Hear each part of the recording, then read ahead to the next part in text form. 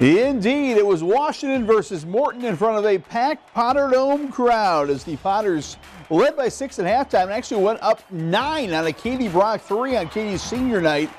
But the first shot of the second half for Washington, a sign of things to come. Mazzie O'Brien a 3. Washington put on a dazzling shooting show in the third quarter. Some good passing as well. They find Avery Tibbs here for 3. Later, Tibbs on the attack as they beat the Potters down the court, and Tibbs is going to hesitate at the three-point line. Then the blow-by for the three-point play by Tibbs.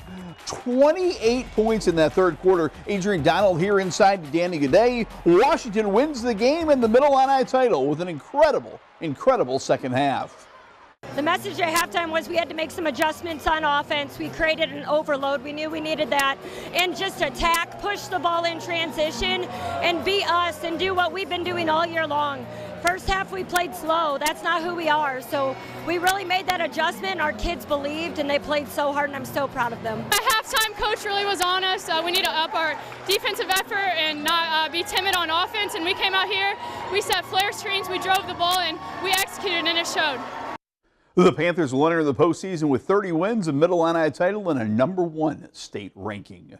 The Big 12 race was not decided on the final day of the season. It was pretty much a sprint, a runaway for Peoria and Notre Dame. The Irish, the undefeated Big 12 champs, they won every Big 12 conference game by double figures, all but one conference game by over 30 points, with veterans like Julia Mingus, Emmy Wardle, and Lexi Bear back from last year's state title team.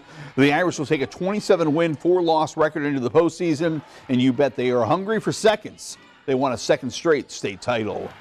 We didn't really talk about it last year, so we don't really talk about it this year, but we definitely still have that drive to get there, and I think it's honestly even stronger now knowing that you've gone there and you can get there. It's very kind of like you want to do it again. The Irish begin their state tourney title defense next week at the Knoxville Regional. The DMAC Chiefs are the HOI Conference champs at Ridgeview Monday. DMAC earned their conference clinching win. Lexi Cottingham right here earned her 1,000th career point for the softball slugger and basketball standout. Congratulations to Lexi, 1,000 points. Delia Jesus in that DMAC D, ready for the postseason. DeJesus, the swipe right here. She'll drive it all the way for the bucket.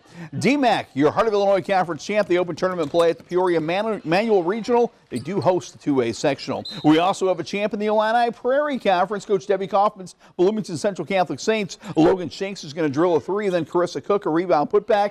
The Saints win the Illini Prairie. They host a regional coming up next week. To boys high school basketball, we have a new leader in the Middle Illini Conference, well, at least sort of. Morton and Metamora entered last week and tied for first, but East Peoria gave Metamora a big assist by beating the Potters. Alex McKee had 22 points as the Potters raced out to a 7-point lead, but East Peoria came back. Jackson Aarons has been so good for this team on defense, on offense, making what his coach calls winning plays. Big bucket there by Aarons. Quentin Kitt, meanwhile, poured in 34 points. Cole Dubois scored every point in overtime, and East Peoria stuns Morton. Dubois some clutch free throws. East Peoria stuns Morton 72-69. Morton's loss means Metamora is now in first place, a game ahead of the Potters. The Redbird seniors led the way at Limestone. Jonah Funk slams home 2 of his dozen points. Matthew Zobrist returned from an illness. He popped in 15 points, and Ashton Greaves had a great night. Greaves poured in 24 points. The Redbirds hit 11 three-pointers in that win over Limestone, and with help from East Peoria, Metamora is now alone in first place. But tomorrow, Metamora travels to East Peoria, and they expect a tough battle with those talented Raiders. They got a couple pretty good players, obviously a couple sophomores that are pretty talented, Cole Dubois and Quentin Kitt, and a junior, Jackson Aarons, who can really fill it up. So they got some threats that you really have to account for. Got some good role guys that do a nice job as glue guys on their team, rebounding, screening, doing some of the dirty work. So it's going to be a big challenge for us to play at their place on Friday night. Indeed, should be a great game coming up tomorrow night. Metamora at East Peoria, a huge game in the Middle Illini race. To the Big 12 Conference, where all Normal Community does is win. The Ironmen stay undefeated in the Big 12 Conference with a big win last Friday night at Danville. How about big Kobe Walker? He's a double-double machine.